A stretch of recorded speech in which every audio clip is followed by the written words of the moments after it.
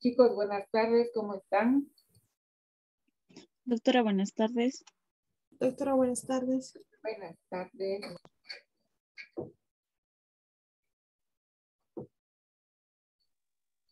Buenas tardes, doctora.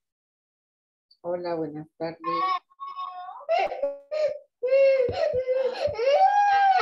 Hija, por favor.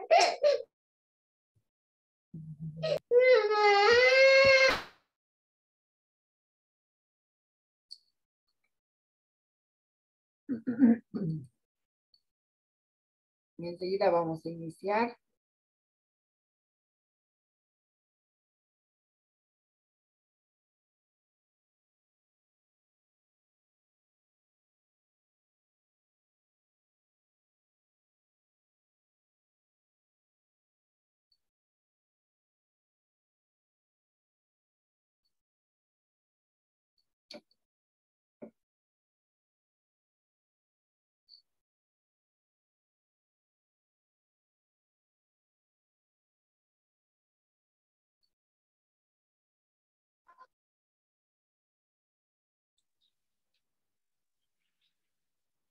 Doctora, buenas tardes. Hola, Isabel, buenas tardes.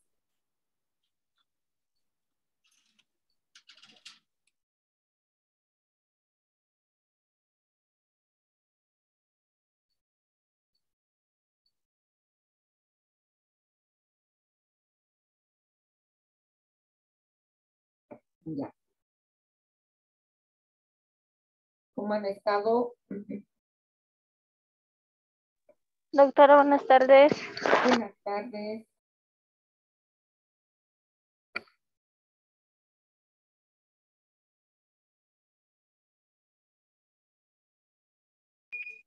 Bien, doctora, ¿cómo está usted? Bien, bien, gracias. Em, Ya les han debido informar que a partir de la próxima semana, a partir del 4 en realidad, las clases, tanto prácticas como teóricas, son semipresenciales en la universidad. Sí, doctora, me ha estado informando el doctor Cuevas que vamos a volver, pero no me ha especificado cuántos estudiantes más o menos pueden ir para ir organizando el curso. En realidad no es obligatorio que vayan, pueden ir la mitad. En nuestra materia tenemos, justo nos toca las 2 primeras semanas de octubre. Entonces sería bueno que la primera semana vaya tanto a la práctica y la teórica un grupo y la siguiente semana el otro grupo. Obviamente dependiendo de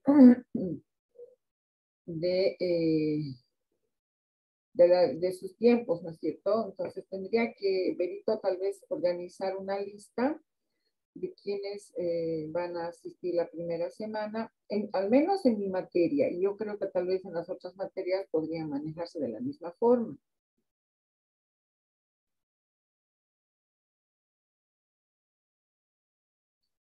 Normalmente a la plataforma están asistiendo un promedio de 30 a 35 compañeros, ¿no? Porque de la lista de 50 solamente entran a la plataforma. Entonces, tal vez podríamos trabajar sobre esa cantidad, Berito. Está bien, doc. Voy a entonces hacer las listas para la semana. Claro, de hecho, ya me han mandado el rol para la materia. Ustedes saben que nuestras clases son los días jueves y viernes en el mismo horario, de 5:20 a 7 menos 10, ¿no ven? Entonces, nosotros tendríamos práctica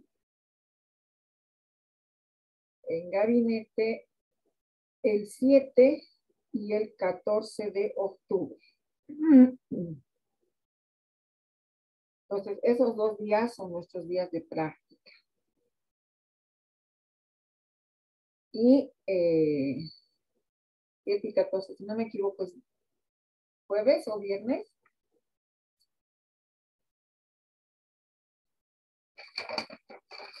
Jueves. Los jueves son nuestras prácticas, los viernes serían nuestras teóricas. Igual en los viernes tenemos que pasar clases en el aula que nos corresponde. ¿Ok?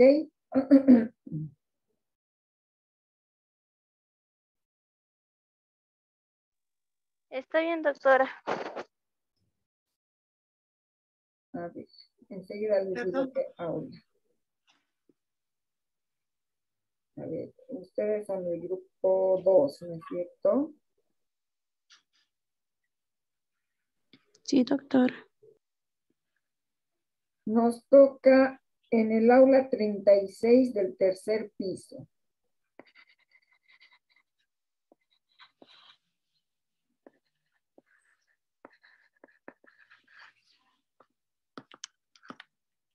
Anótense, aula 36 del tercer piso.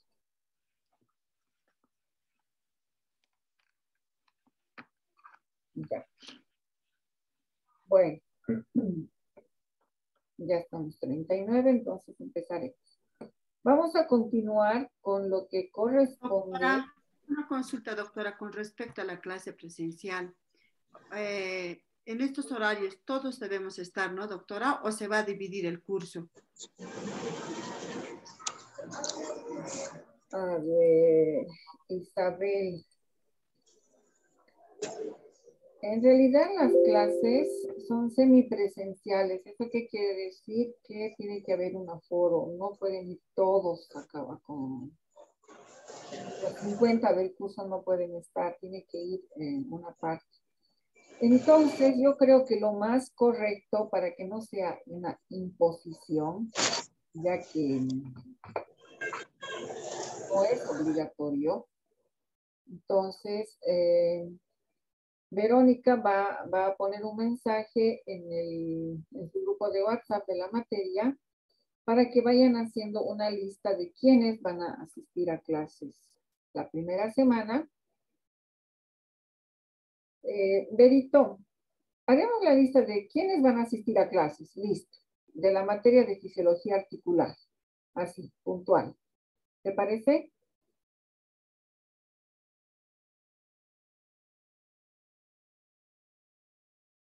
No está Verónica. A ver. ¿Quién me va a Dice que ayudar? estoy. Ah. Te decía, Vero, que que pongas en el grupo de WhatsApp de quiénes van a asistir a la clase de fisiología articular a partir del próximo jueves y viernes. Está bien, doctora. Ya. Entonces, en función a esa lista, vamos a ver, Isabel, para salir de las dudas. ¿Está bien? Está bien, doctora. Ya, muy bien. Entonces, ahora sí, avanzaremos nuestro tema. ¿Se ve, chicos?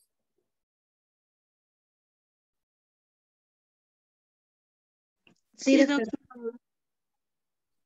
Ok. Bueno, como su nombre dice, fisiología de las articulaciones del miembro superior. Ustedes saben que ya hemos empezado con lo que es la fisiología de la cintura escapular, todo lo que todavía viene a ser los miembros torácicos.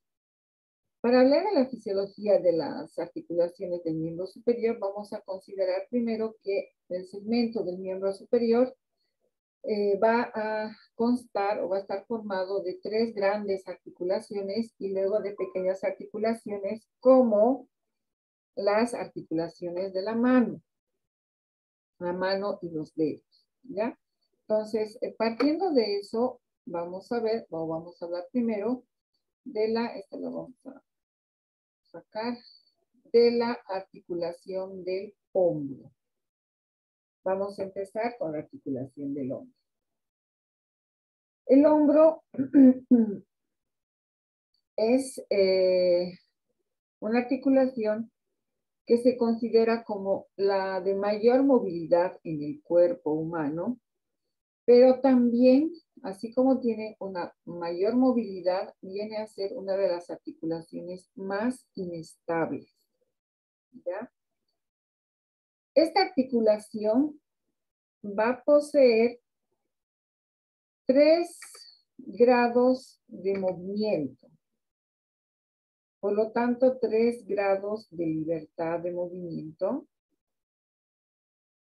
y permite orientar a todo el miembro superior en relación a los 3 planos del espacio.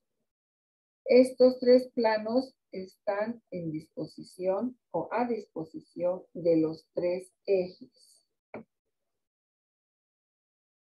¿Hasta ahí estamos?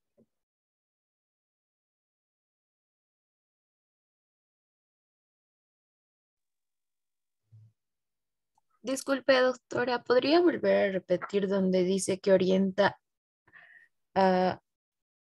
en cuanto a los miembros superiores? Ya, orienta más bien al miembro superior, orienta al miembro superior en relación a los 3 planos del espacio y en disposición a los 3 ejes. ¿Qué quiere decir?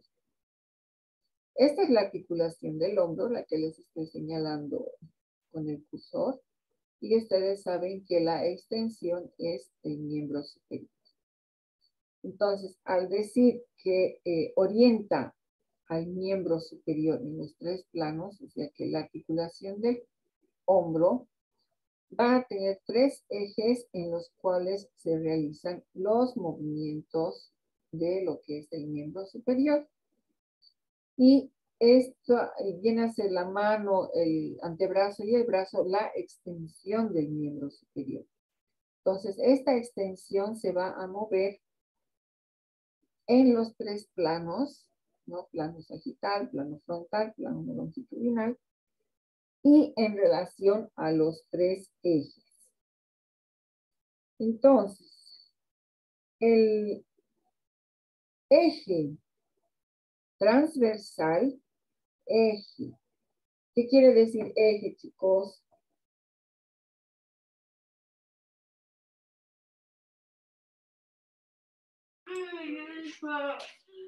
Eje. ¿Qué quiere decir eje, chicos?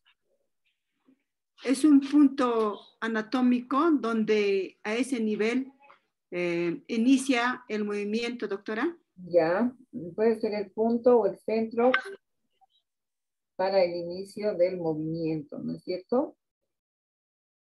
Entonces, en el eje transversal, que tome en cuenta el plano frontal, en este plano se va a realizar los movimientos de flexión y extensión del hombro. ¿Hasta ahí estamos? Sí, doctora. Sí, doctora. Estos movimientos de flexoextensión se van a realizar en el plano sagital. Entonces, la flexoextensión se realiza en el plano sagital y en el eje transversal. ¿Ya está anotado?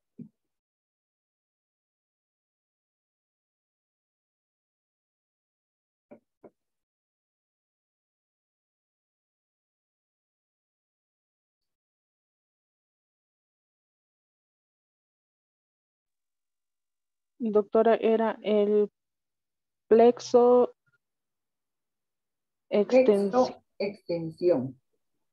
Flexión y extensión.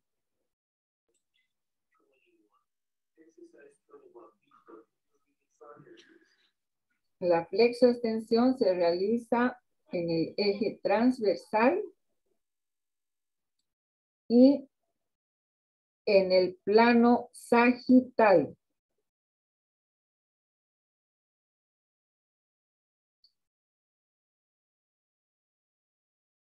¿Ya? Sí, doctora. Ya. En el eje antero-posterior,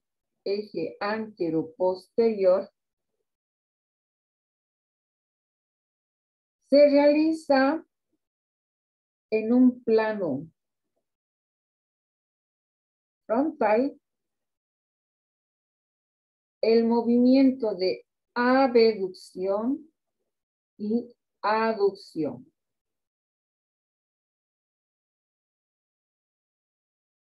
¿Ya? Abducción y aducción. Y luego tenemos en el plano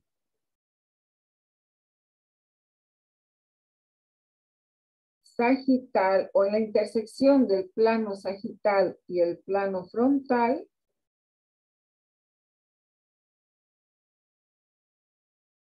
se va a realizar los movimientos de rotación interna y rotación externa a través del eje longitudinal del húmero.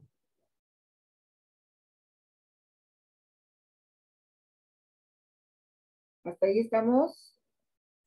Doctora, ¿puede volver a repetir, por favor? ¿Desde dónde? Desde el plano sagital frontal.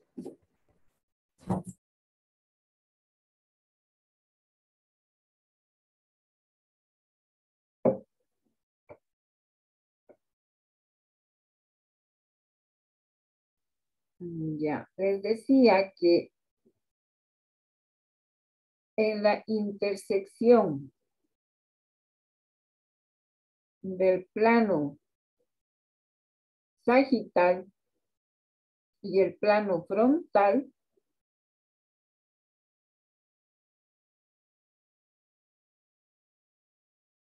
se realiza el movimiento de rotación externa y rotación interna.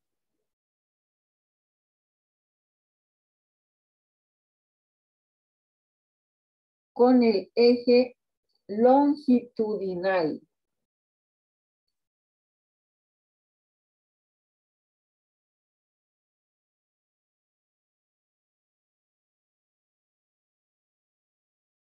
El movimiento de rotación interna y rotación externa va a tener dos formas que son diferentes.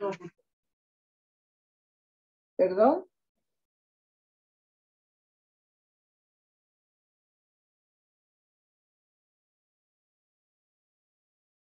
Les decía que va a tener dos formas diferentes. Una que va a ser la rotación voluntaria y la otra que es la rotación automática. La rotación voluntaria es la que va a emplear el tercer grado de libertad. Y la rotación automática se realiza sin ninguna acción voluntaria. ¿Esto qué quiere decir? Que en este caso se va a explicar a través de un movimiento que se denomina la paradoja de Codman.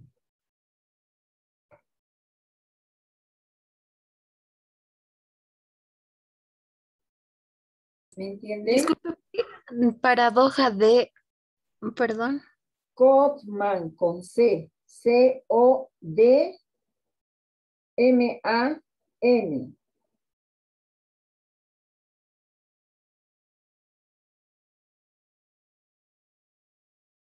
Gracias.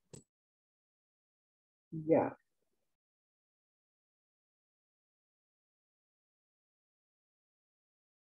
¿Hasta ahí estamos, chicos? Sí, doctor. Ya. Entonces, esta paradoja de Codman indica una rotación del hombro, una rotación externa de hombro de 80 grados, con la flexión del hombro hasta su tope, luego la aducción,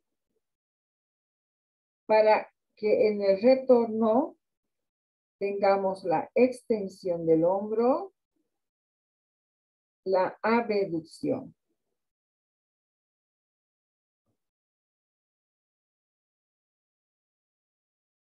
¿Hasta ahí está bien?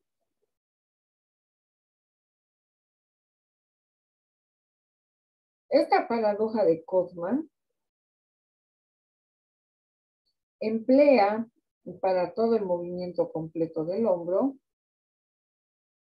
va a emplear un movimiento automático de rotación. Va a partir de la posición neutra y realiza una abducción de 180 grados. Y luego baja a un plano sagital.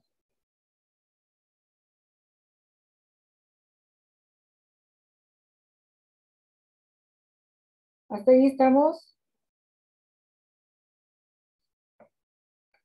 Sí, doctora. Sí, doctora. Ok. Bien. Entonces, como ustedes ven en las imágenes, en estas dos específicamente, el miembro superior pende o cuelga en forma vertical a lo largo del cuerpo. De tal forma que el eje longitudinal del húmero coincide con el eje vertical.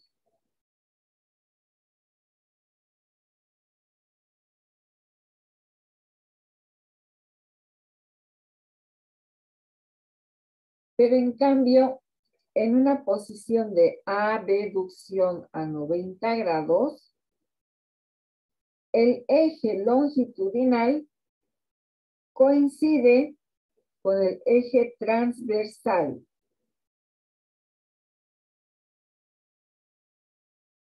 Entonces,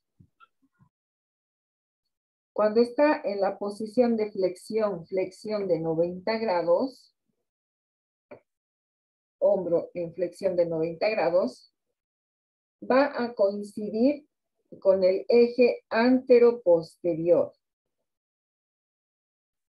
Entonces, en relación a estas dos, se va a concluir que coincide con el eje antero-posterior, por lo que el ligamento o el ligamento anterior del hombro tiene un movimiento amplio.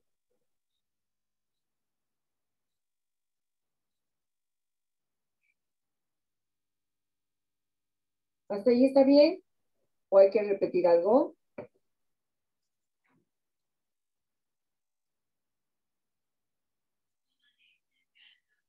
Chicos.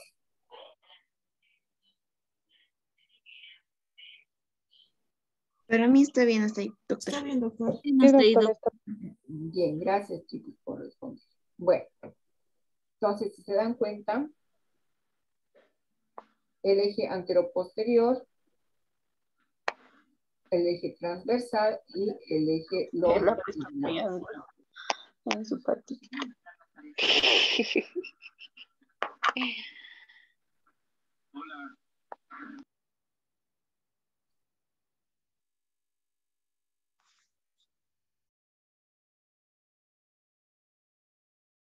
Bien.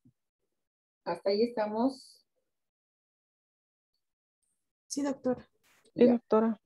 Sí, Sí, doctor. doctora. Bien, entonces al ver estos ejes, entonces ya tenemos los movimientos descritos. Entonces, la suma de estos movimientos, ya me estoy adelantando, estos 6 movimientos en su suma van a generar un movimiento completo casi, diremos, de los 360 grados en relación a la articulación del hombro. ¿Ya?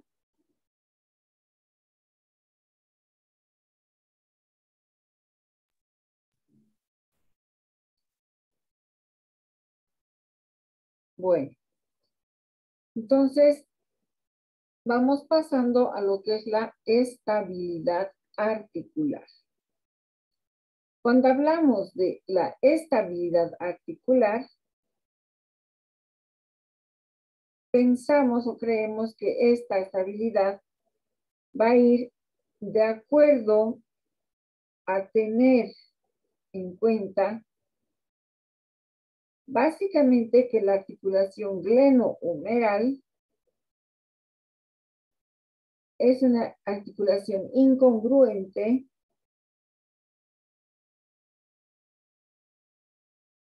pero también en función a sus superficies articulares, que son simétricas, existe un contacto limitado entre ellas, por la misma característica que tiene, ¿qué se llama este elemento?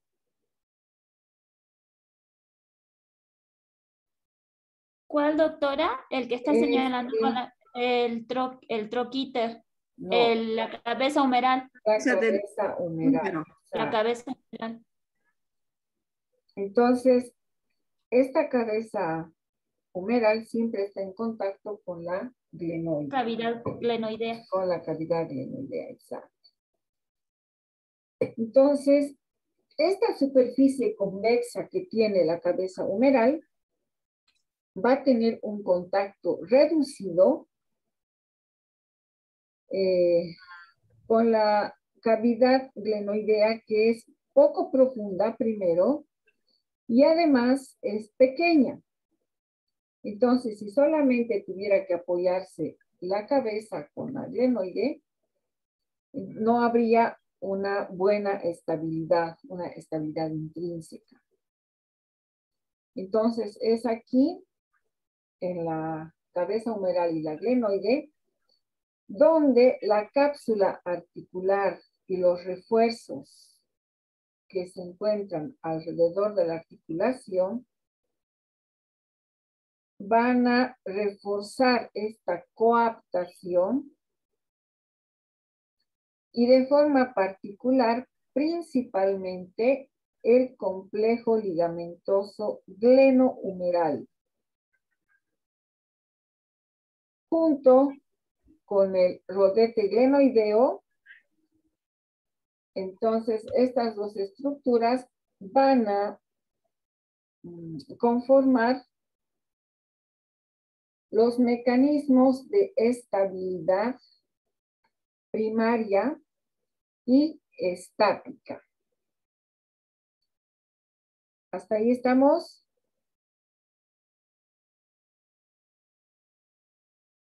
Sí, doctor. Sí, doctor. Ya. Muy bien, me habrán entendido, ¿no? Doctora, Habrán entendido, ¿no? una consulta. ¿Forman qué mecanismos dijo? Es que- El rodete y la cápsula, el rodete y el complejo articular, el complejo ligamentario. Ya. Van a Gracias, doctora. conformar, o te faltaban esas estructuras.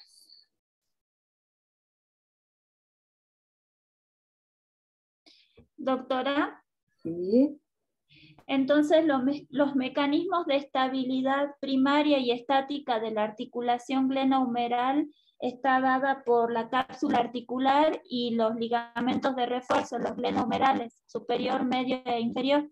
Sí, No sé el si rodete, el Ah, el rodete rodete. glenoideo, la cápsula articular, los ligamentos glenohumerales, Sí, las tres estructuras van a forman el- conformar el mecanismo de estabilidad. captación de estabilidad primaria y estática.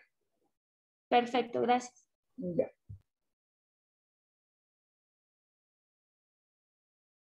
¿Hasta ahí estamos, chicos?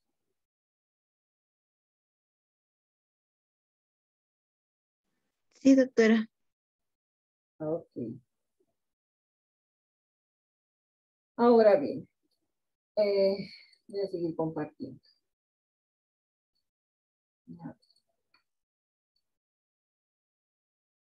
Entonces, si se dan cuenta, aquí, ya.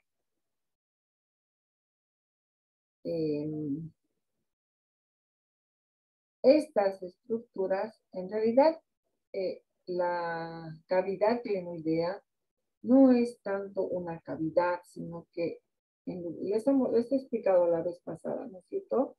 En la cadera, el acetábulo tiene esta forma, ¿no? Es como una cavidad bastante cóncava. La glenoide, esta estructura, que se marca como 1 en la imagen, es casi plana, ¿no? Es así. Entonces, cuando viene la cabeza del húmero, digamos, tiene un apoyo, pero es un apoyo mínimo. Para que esta cavidad glenoidea le dé la estabilidad a la articulación, necesita de la cápsula articular, pero también necesita de esta que está en rojo, aquí era el número 2, necesita, esta es la membrana sinovial, luego esta 3 viene a ser el tendón del bíceps, el 4, este 4 viene a ser la cápsula fibrosa, y hacia adelante, esto que es lo ventral, viene a ser los ligamentos, y por aquí detrás, que parecen como si se hubiera cortado este número 5, viene a ser los tendones del manguito de los rotadores. Y este por encima, que apenas se ve como una pequeña lámina que viene a ser el número 6, es la almohadilla adiposa denominada bursa. Entonces, si se dan cuenta, estas estructuras, principalmente las que están alrededor de la superficie articular de la cavidad misma, van a facilitar y van a permitir una mejor sucesión que viene a ser la coaptación articular. ¿Tienen alguna pregunta hasta ahí?